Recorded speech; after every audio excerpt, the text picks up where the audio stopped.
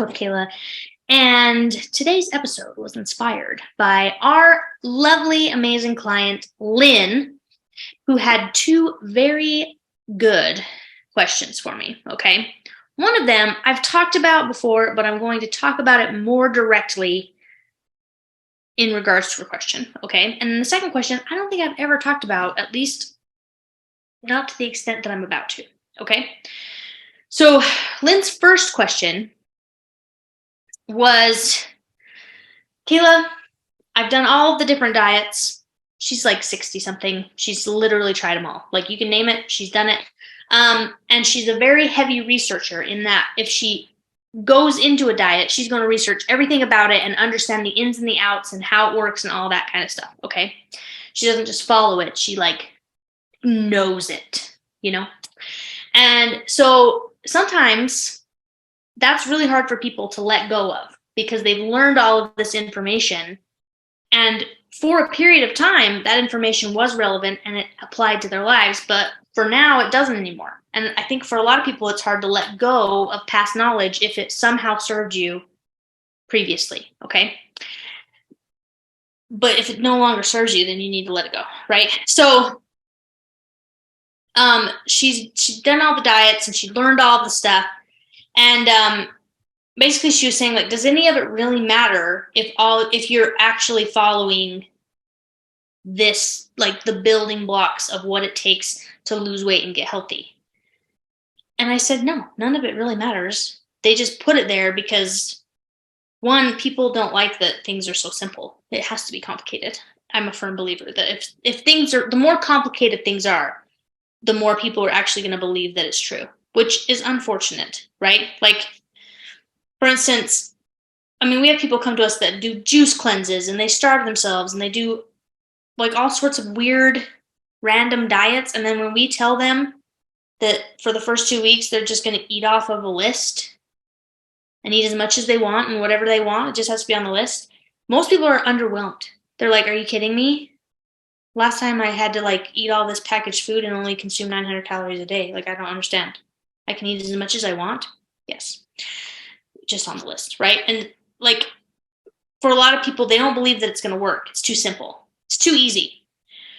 But the building blocks of fat loss and weight loss are simple. They're super simple, okay? We've only had an epidemic of overweight and obesity for the last since 1980, I think. It hasn't been that long. We didn't struggle with this before because most of us ate food out of our gardens, raised our own meat.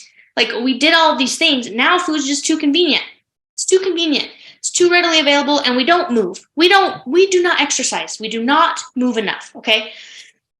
That's another rant for another day. But what I'm saying is, all fat loss is creating a caloric deficit, whatever that looks like, and you can do it a million different ways, but do it in the way that makes more sense for you. You're getting enough sleep, okay? 7 to 9 hours, ideally, as much as you can. Moms, I know, I get it. And then you're staying active, okay? That can be, obviously, yes, strength training, exercise. You do need to do strength training. It doesn't have to be intense, crazy strength training, but you do need to do strength training. In fact, I was just having a conversation with a friend of mine who owns a gym, and she had a client that reversed her osteoporosis, or she was on the borderline, osteopenia, whatever it is, reversed it just by working out. And she was not lifting crazy heavy weights. She was lifting 8 and 10-pound weights, but she was being consistent with the resistance training, and it reversed it. It's no longer a risk. This is important for not just weight loss, but overall health. You need to do strength training, okay? And then 2 or 3 times a week. That's it. Maybe 4 if you love it, but don't overdo it. It doesn't have to be crazy. And then you just need to be active and you need to get outside.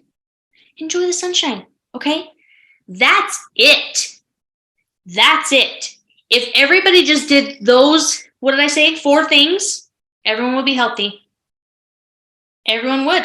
That's it, right? But no, it has to be complicated. You have to do juice cleanses and fasting and eliminate carbs and all sorts of stuff.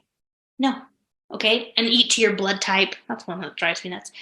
There's all sorts of stuff that they tell you, and then you try this thing, and maybe you don't feel good. Maybe it doesn't work for your life. Maybe all that stuff, but then you feel guilty because you ate bread, and according to the experts, you said you're not supposed to eat bread. It's just fluff. It's just fluff. Okay? And the more heavily, the more you research all of the fluff, the more you get sold the fluff, and then it's really hard to decipher what is true because it's all conflicting information. And so if we just get rid of it and show you the foundation, most people kick butt because that's all you need, okay? And it simplifies everything, doesn't it? So that was question 1, does any of it really matter? No, it doesn't. Stop listening to all of these experts that want to tell you that kale is a superfood or not a superfood, okay? Because you'll find both. You'll find an expert that'll tell you that you need to eat kale every day, and then you'll find another expert that tells you that kale is bad for you. Actually, I challenge you to go look. You'll find it. You will find it. This is what I say. Do you like kale? Cool. You should eat it. Do you feel good eating kale? Awesome. You should eat it. Do you feel crappy eating kale? You probably shouldn't eat it. No, that's how you figure it out. Done deal? Awesome. That was question 1. Question 2, which was also a really good question and kind of related to the first one, was she was talking about how I can't even remember exactly what she was talking about, but a lot of people worry about things that don't really matter when it comes to your goals specifically. Okay. Now, let me use an example. I've seen people complain about food quality in the United States. Okay. Our food quality is so poor that it's obvious why we're so overweight and obese. Okay. And while on one hand, yes, there's things that the government does not control that they could regulate better, or the government allows specific ingredients in things, that maybe shouldn't be allowed in, whatever. But here's my problem. And that's one thing that people complain about. They also complain about the soil quality. There's a lot of external things that people like to blame for our problems. Okay. And so Lynn wasn't talking about those things specifically, but those are just things that have recently come up. She was kind of talking about well, what about all of these things that people worry about? Can we still get healthy with all of these things going on? And here's my argument are there healthy people that exist that also eat the same things and also eat food from the same soil and all that stuff? Yeah, there are. Okay. But what bothers me is when people turn, by blaming the food quality of the United States, because the FDA doesn't regulate blah, blah, blah, blah, blah. Who has the power? They do.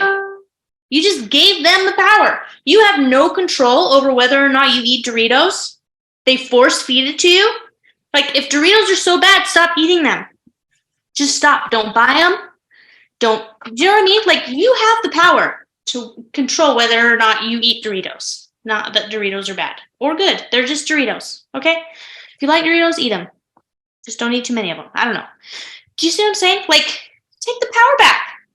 If all this was true, if the food quality was terrible and the government's just trying to poison us and make us really fat, wouldn't all of us be fat? Or are some of us just the people that like to blame the government would just say that we are genetically blessed, which is not true. Okay. We just know the building blocks. That's all it comes down to. And I think that's what bothers me is with both of these things that we're talking about is one, you're giving the power away and saying, well, there's no chance of me getting healthy because the government doesn't care about me and they want to poison me. And so I'm just going to be addicted to big pharma for the rest of my life. Not true. You have the power. Okay. I mean, really genuinely, if you really wanted to take the power back, you could move. First of all. Second of all, you could also grow your own garden and make sure the soil quality is good and all sorts of stuff. You could genuinely take all the control back because that's what's amazing, right? If you wanted to, but no, it's government's fault, right? So that's on one hand, there's that. And then the other thing, if you are constantly trying to find the answers because it must not be what you're doing, like you're going to just be in this vicious cycle all the time instead of reading a diet for what it is and recognizing that it's just calories, it's just sleep, it's just not overstressing your body, it's just strength training, it's just those simple things that we all know we need to be doing. If everyone just did them, you wouldn't have to worry about keto or supplements or any of that stuff. You could just do it. Just do what you know you need to do. Easy peasy. Okay. So I don't know what, hopefully you got some value out of this video. My main points that I was trying to drive home is stop worrying about the fluff. All the fluff. Okay. The fluffy diets that promise the world and are not built on a solid foundation because they're just trying to get you to buy supplements, or they're just trying to get you to live in a way that's not sustainable long term just so you can hit some number on the scale. It's pointless, okay? And stop worrying about things that you can't control and control what you can control and take the power back. That's it.